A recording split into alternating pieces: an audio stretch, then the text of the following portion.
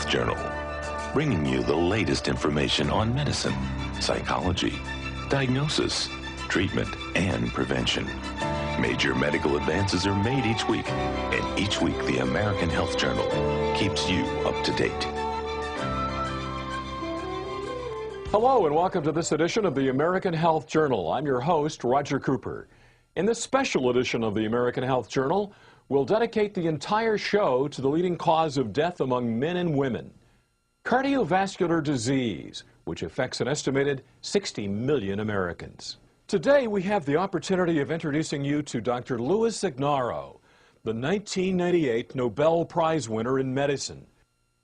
When I was in Europe, actually when I was in Naples, Italy, which is where my dad was born many years ago, this is when I first heard about the announcement of the Nobel Prize. And actually, I refused to believe it until my colleague who had invited me to give a lecture showed me on the computer, in the internet, at the Nobel site, that I was awarded the Nobel Prize in medicine. The Nobel Prize ceremony is unbelievable. It's celebrated in December. It's always celebrated on December 10th, which is the anniversary of Alfred Nobel's death. So it's a whole about 8 or 9 days of ceremony. So we give lectures, I think, on the 8th of December. We meet all kinds of interesting people, and of course we get a chance to converse with the other Nobel laureates. And then the ceremony is spectacular. It's held at the concert hall. Of course, it's attended and hosted by the king and the queen of Sweden. It's just a fantastic event. But one of the greatest feelings I ever had was getting up and walking to King Carl Gustav and receiving the Nobel Prize from his hands. That was a very moving moment for me, as was a couple of days later in the terminating ceremony, where I was actually asked to sign my name to a very special book that had the signatures of all of the Nobel laureates who preceded me from 1901 through 1997. And what they do is they ask you to flip through the pages first and look at all the names and signatures of the prior Nobel laureates. And then when you get to the last page and you see your own printed name, you sign your name with a special pen that they give you. And I remember flipping through the pages and seeing all kinds of names, Madame Curie, for example, all kinds of people, Ernest Hemingway. The one name that really got to me, though, was Albert Einstein, because I suddenly realized for the first time that I was going to be signing my name to the same book signed by Albert Einstein, and I added my name to that long list of incredible names. Dr. Ignarro was dedicated over 30 years of research in the discovery of nitric oxide's benefits in preventing and even reversing cardiovascular disease. The benefits don't stop there. It can also reduce high blood pressure, lower cholesterol, and age-proof your cardiovascular system. Dr. Ignarro will also explain what nitric oxide is, the important role of L-arginine and L-citrulline in boosting the production of nitric oxide, and also other necessary supplements, including vitamins, exercise, and diet, all the ingredients to a more healthy and better quality of life. Coronary artery disease occurs when there's an impairment of blood flow to the heart. The heart has its own circulatory system, and that circulatory system is called the coronary arteries. When people develop atherosclerosis or high cholesterol levels, this can result in plaque deposition, plaque formation in the arteries. And as those plaques grow and grow, they can obstruct the flow of blood. This can lead to a decrease in the flow of blood and therefore the flow of nutrients and oxygen to the heart, to the point where when you need your heart during exercise or walking up the stairs or changing a flat tire or almost anything else, if the heart does not get enough blood or oxygen, it's going to feel pain due to ischemic damage. That is essentially a heart attack. Nitric oxide is a chemical or a molecule, or you can even call it a hormone, that is present in the body, which functions in certain specific ways within the cardiovascular system. It's our way of protecting ourselves, literally, against cardiovascular disease. It's a molecule, for example, that lowers the blood pressure.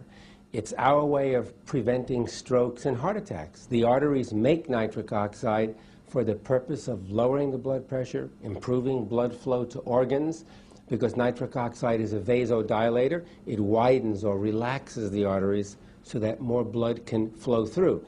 That's going to lower the pressure within the plumbing, within the arterial system.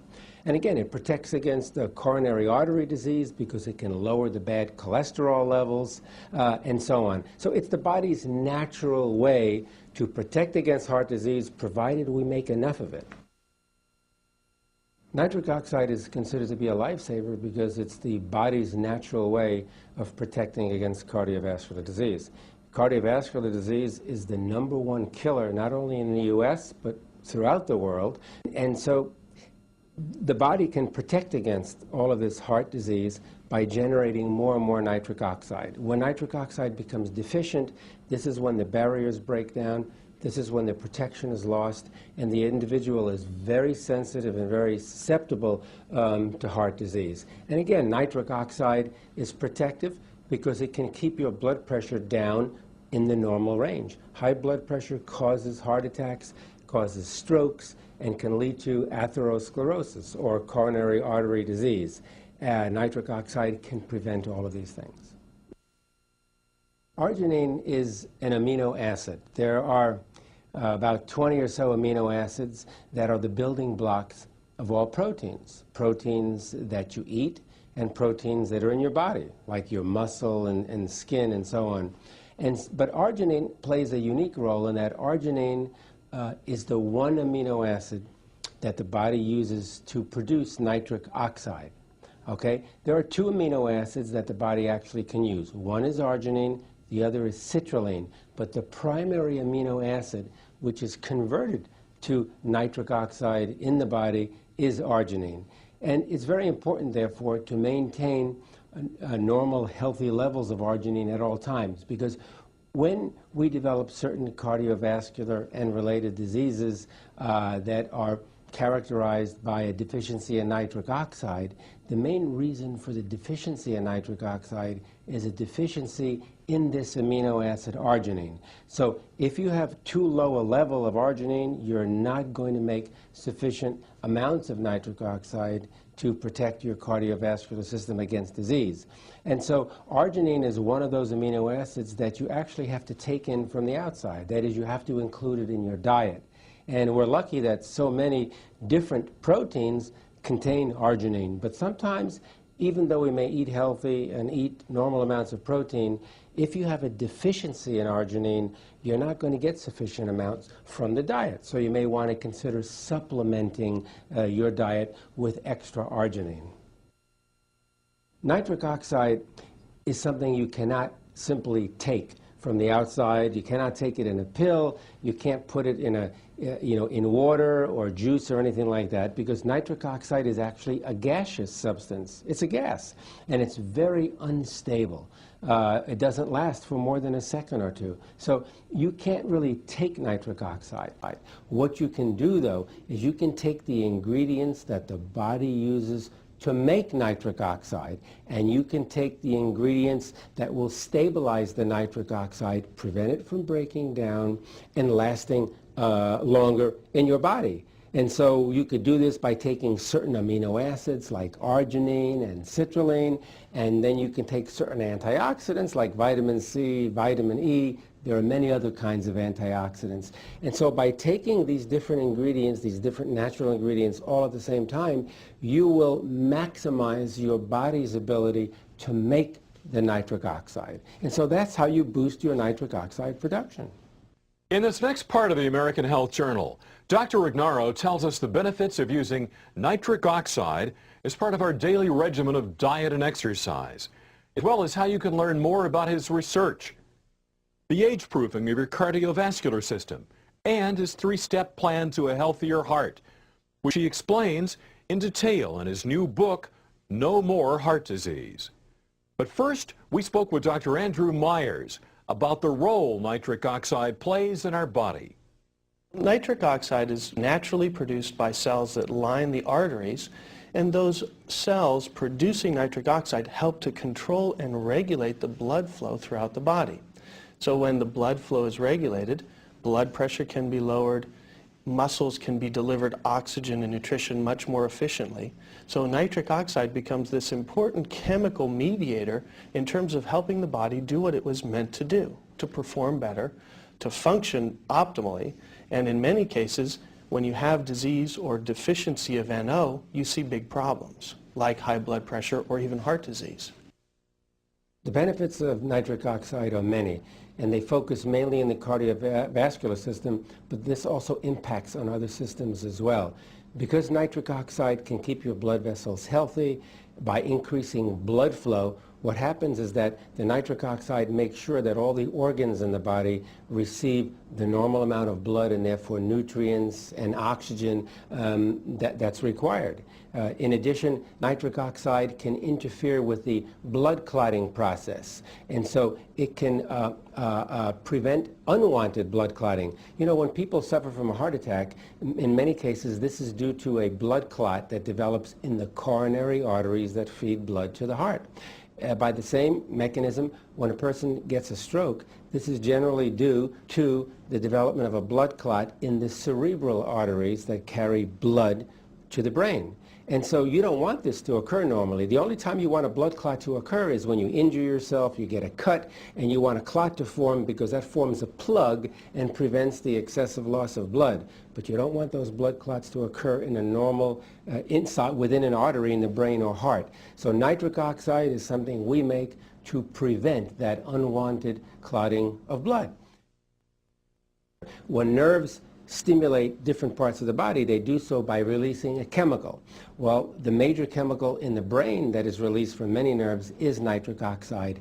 And this nitric oxide is well known today to facilitate memory and learning. No question about it. This has been shown in animals, it's been shown in humans, and what we've noted now is that in memory and learning disorders, particularly Alzheimer's disease, there is a deficiency, a marked deficiency in the formation of nitric oxide in those regions of the brain that regulate memory and learning. And in fact, a number of pharmaceutical companies are developing drugs that stimulate nitric oxide formation in those regions of the brain. And the early clinical studies show that if you boost nitric oxide formation in the brain, you can restore memory and learning. So I think there's hope for everyone who's suffering from a memory and learning disorder. Not only does nitric oxide decrease the blood pressure and protect against heart disease and so on, but let's keep in mind one of the major effects of nitric oxide in the body, and that is to function as a vasodilator. This means it's going to widen or relax the arteries, and when that happens, of course, you're going to increase the flow of blood to the other end. Okay? Well, we made an interesting discovery back in 1990 when we showed that the nerves that go to the erectile tissue of men and women actually release nitric oxide as the signaling molecule or neurotransmitter. And before we made that discovery, the neurotransmitter was not known. And if you don't know what the nerves are releasing to stimulate a function, it's almost impossible to develop rational drugs to treat a disease. And so once we showed that those nerves release nitric oxide, one of the pharmaceutical companies, of course, developed a big program to look at that and study that. They extended my research further, and voila, they came up with the drug Viagra, which is the first orally available drug that's useful in treating impotence or erectile dysfunction. And so the way Viagra works simply is to enhance or increase the actions of nitric oxide. Nitric oxide is a vasodilator, which means it's going to widen those blood vessels and lower the pressure within the blood vessels. And it doesn't lower blood pressure if the blood pressure is normal. And that's the beauty about the natural substances present in our body. The nitric oxide senses when the blood pressure is abnormally elevated. And then it steps in to reduce that blood pressure back down to the normal range, not below normal. And it's the most effective substance we have in the body, the most effective hormone to lower the blood pressure and keep it out of the high range. And it's something that you want to do all the time. You want to have sufficient amounts of nitric oxide around all the time to keep that blood pressure down, because high blood pressure can lead to a heart attack. The single most common cause of cardiovascular disease is a persistent high blood pressure that the person does not control, because that pressure against the arteries will eventually tear apart the cells, rip apart the arterial cells, and this is going to cause irreversible damage to the arteries. This will start the development of a plaque formation, cholesterol buildup in the arteries. This will begin to precipitate blood clotting, which means you can get a blood clot in the heart, which can cause a heart attack. You can get a blood clot in the brain, which can cause a stroke. So nitric oxide is the body's natural way to prevent all of these things from happening. One of the most common causes of a heart attack or a stroke is the development of atherosclerosis, which is nothing more than an inflammatory disease of the arteries. And this comes about when you have cholesterol buildup. In other words, a bad cholesterol, LDL cholesterol buildup will actually cause a change in the structure of the arteries. The blood will begin to clot. There'll be all kinds of debris clinging to one another, and this constitutes the buildup of plaque in the arterial wall, which can obstruct blood flow, and worse yet, if those plaques become disrupted for any reason, they can travel to different parts of the body, and if they travel to the brain, you can have a stroke. If they travel to the heart, you can have a heart attack.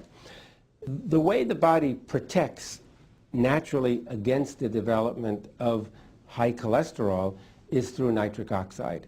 Nitric oxide functions to keep the balance of the various lipids in the arterial system. So it helps to maintain the good cholesterol and the bad cholesterol at healthy levels. Okay, and so some of your very famous drugs, and I think everybody's heard of the statin drugs. There are many different companies that make different kinds of statin drugs, and they're great in reducing your bad cholesterol. Anybody who has a cholesterol level of 250 or 300 or higher, after taking statins, sometimes that level could be reduced back into the 100 range.